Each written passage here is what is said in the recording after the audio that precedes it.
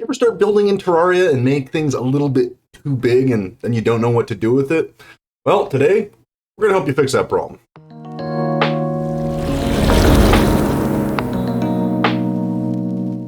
Hey Terraria fans, welcome back to another World Tour video. Guys, in this one, yes, we're going to be walking you through two different builds.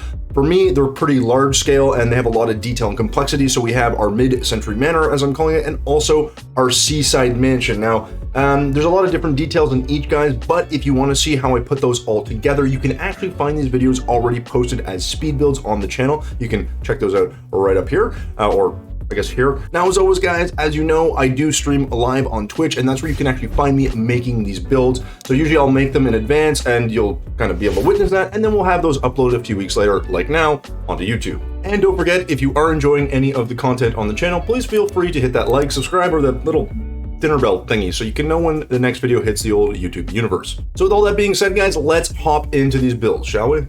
All right, folks, so the first build we're going to walk you through is the Seaside Mansion. Now, as always, I'm going to walk you through all of the building materials that I used. So go ahead, if you want to, pause right here so you can see them all, but I will walk you through some of the unique things. Now, the most unique thing that I probably used in this build was going to be our copper pipe wallpaper and our copper brick wall. I don't use these almost ever, so it was kind of cool to actually have a place to implement them. Now, this I used for some of the roofing, and I believe this I also used for some of the roofing as well. It looks fairly good, I think, but overall, it's just a block I don't typically use.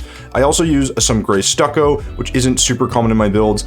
We use a bit of corrupt mass wall, and then I also use some crimstone brick wall, which I have been using a little bit more of. So guys, again, nothing too special here build-wise or material-wise, but feel free to pause the video here so you can see all the materials up close. Again, I'll go through them fairly quickly here just so you can actually see them, but if you have any questions, guys, leave a comment down below and I will definitely respond. All right, so with those materials out of the way, let's get to the build. All right, folks, so here we are at our Seaside Mansion. Now, as you can see, yes, we have to build a floating island. There's just some echo block around here on the corners because we're running out of space on this world. We have so many builds here. So anyways, right now what we're going to show you quickly is this little dock, which I actually really like. It adds a nice feature. We also went with a lot of overgrowth in this build, or undergrowth, or underbrush, or whatever you call it.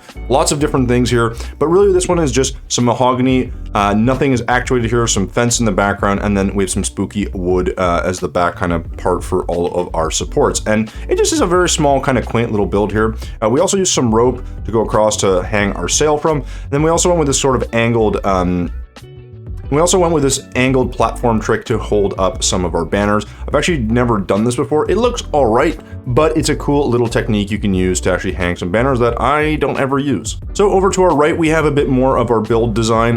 This is kind of in three parts, as you can see. So we have the first main building, the smaller building, and then the background, kind of almost like a hotel looking building in the back. So again, guys, no crazy features that I want to just highlight here. The housing is pretty standard. This is some dynasty wall painted white in the background. We wanted to go for a very clean look, so we just kind of went with that. And then some ebonwood wall in the background for the vertical component. Initially, I was going to think about putting something across the top, similar to up here, which we have some stone here. I believe this is crimstone wall, but I could be wrong. Anyways, we were going to do something like this feature across the top for all of them, but I actually just liked how clean it looked without it.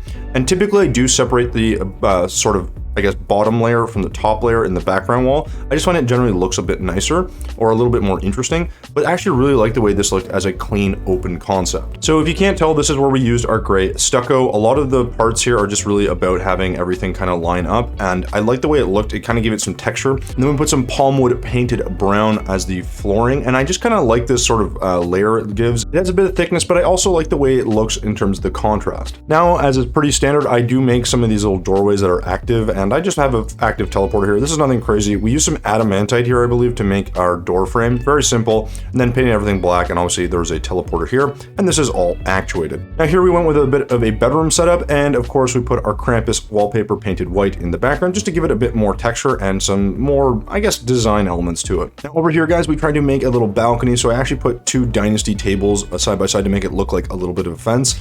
It looks okay. I like that I can actually put things on there, so it's a little bit more interesting. Then we put a rope across and simply just hung up some sails, so nothing too crazy. Now, as you can see, guys, this second build is pretty much the same as this first. We followed some sort of design elements. Nothing really too special to talk about here. However, if you want to get a little bit more interested in this little kind of modern style roof, what I did here was take two shingles, or two layers of shingles, and then simply hammered the first one into the bottom position, and then put some fence and some, this is some palm wood wall in between, and it kind of gives it a nice little element. So I did this for the awning, and I did this for all the roofing here. Now for this background build, this kind of hotel, this was a bit tricky because we tried to make it sink into the background. So we tried to do a couple of different things, but really what you can see that makes this is obviously that we have the walls, but that separation of this palm wood wall right here, this actually helps make it look like this is kind of a freestanding building and you're kind of looking around the corner. Now we could use a darker, perhaps looking wall type here that might have given it a little bit more of a 3D effect, but I think overall it actually kind of works.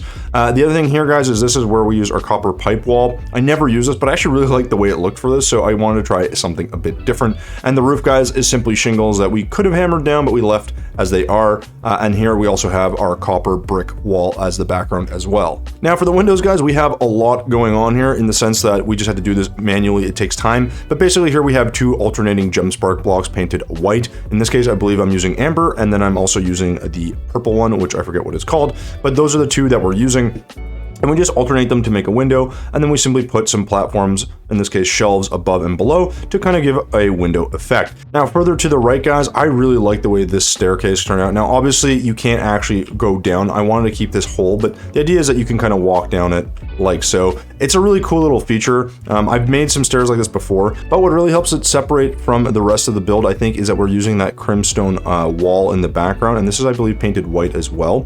And so it kind of has a cool little sort of almost 3D effect of the stairs as you go up. So again, we could have made this something that you could walk through, but it was just more of a hassle. So this is really like a little kind of another docking area. Initially I planned on adding a little bit more detail, but I really wanted to keep the trees and the sort of foliage as a focal point. So guys, if you have any questions about any of the techniques or designs on how I put everything together that I may not have explained, by all means, please feel free to leave a comment down below and I will definitely get back to you. Now, with that being said, guys, let us move on to the second build. All right, folks, so here we are at the second build, our mid-century manor, as I'm calling it, and of course, I will walk you through some of the materials. Now, of course, I invite you to pause the video here if you are looking for something specific or if you don't know what exactly I use, but there's nothing too special here, as you can see. Quite honestly, the only thing that might be even remotely interesting is the crimstone brick and the crimstone brick wall, because I don't always use those. I also use some pearl stone and some hive wall, but I've been using hive wall for a while. Pearl stone I don't use that often, only because I just don't like the way it looks often, but in this build it actually worked out quite nicely. Other than that, guys, again, nothing too special, so do feel free to pause the video here so you can get a better glimpse. And if you have any questions, guys, as always, just feel free to leave a comment down below and I will happily get back to you. All right, so with that out of the way, let's go to the build. All right, guys, so here we are at the build. Now, some of these trees are probably the first thing that you notice. I don't typically build my trees like this because, well, I didn't build these trees. This was thanks to one of our viewers while we were streaming. They actually helped me build this because I was kind of running out of time. So big thanks to Local Tree for helping me build some of these trees. Not my style of tree, but definitely different, and I like the way they look for this build. So over here, guys, we went with a little quick awning. You can see that we used a lot of the sort of tile look for the roof is just our hive wall painted red. Just love the way it looks. Really simple design, guys. Again, nothing too crazy here. We went with a very kind of, I don't know, simple palette, I suppose. Now, the one thing here is that we did try to add some features and just some like toppers and some other things. So here's a bit of rope to cut off the wall here that I actually like the way it looks. So I think we painted that black.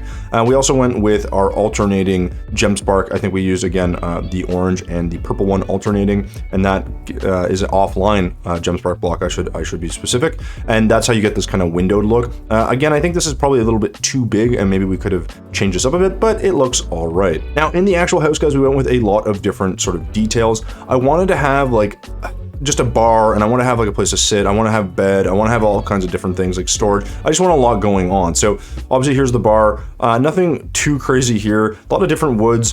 Here we have some living wood wall. We have some normal wall. We have our grayed out planked wall. And we just kind of went with a lot of different colors and designs just to make this pop a bit. For the bar, we just went with, really simply, some palm wood wall that we painted white, and it looks pretty good. It has that bar effect. And then beyond that, we used a little bit of pearl stone just to cap around the window. So nothing too crazy here. For all the white wall, guys, this is all white painted Dynasty wall. And again, we just bracket this with different colors and different palettes. So in this case, gray or white, and then we do our Evanstone wall for the most part. And to make this kind of come out at you a bit more, we then alternated some different bricks here. I believe this is one of the dungeon bricks, and then we just added some different brick walls in the background just to make it look like you're hitting sort of a ledge of the stairs and going up. So speaking of going up, we're going to go up here where we have a storage room with a lot of clutter and crap everywhere, but that does not preclude us from having a good time with it. And that is how we made all of this come together, is by actually just putting up a bunch of walls. And I don't know, I just kind of like the way it looked. You know, here is our green dungeon brick wall painted gray, I believe, possibly white. And then we actually went up with some vertical beams on the ebon stone and then some normal wood walls across, again, all painted brown. So, you know, I just like the way this looks. There's just a lot of stuff in here. I should have put some armor on these, I realized, but you know what? Sometimes you just forget things. So this little storage room, nothing crazy, but I like the way it looks. Over here, guys, is our sort of underpass or overpass or throughway, whatever you want to call it, that I left open to the outdoors. Initially, this was filled in, and I decided to change it because we had the tree here. So I decided to make this more of a natural look, and I actually really like the way it looks. I would have liked to have been able to make some sort of I don't know, maybe more fence-like looking thing here, but it really interfered with the build. And then we went with a little support beam and support structures here on the angle. This is just our hammered down spooky wood wall, or spooky wood, I should say, and that's just supporting the main beam in the middle. And again, it's off-centered on the window, but you know, not everything is perfect. Now, other unique features here, guys, are, well, not many other than this bathroom, which you don't usually see bathrooms in any of the builds that people do. So I'm kind of happy to see this one come out the way it did. It's just very small and in a corner. I wish I could have made some sort of little skylight or a little window or something. That's always the thing, is there's always things you want to add, but I think it might have just taken away from the build. And you know, in hindsight, if I'd put it in, I think I would have not liked it. Coming back and looking at it now, I actually do like the way this roof pans out. So for the roof here, guys, nothing too crazy. We actually alternated our shingles. So I believe we have our blue shingle here around the outside and on the top and here. And then we also have a red shingle down here, making up the bulk of the roof. Now, the reason we kind of went with this is to make it look a little bit different and stand out. It's kind of interesting to sort of go around the outside of the roof like this. Typically, when I do this, I'll actually fill this in with a wall similar to the hive wall, or any wall if you're choosing, and that fills in the space and it kind of looks pretty decent. In this case, we went with just to fill it in and made some pockets where we made some space, angled things off, and just kind of made it look a little bit more interesting. This part here, I don't mind too much. Again, it's a bit blocky. Perhaps we could have added a bit more shape, but it kind of gives it kind of a different look and makes it look like it's popping out a little bit. So I'm actually pretty happy with the way this turned out.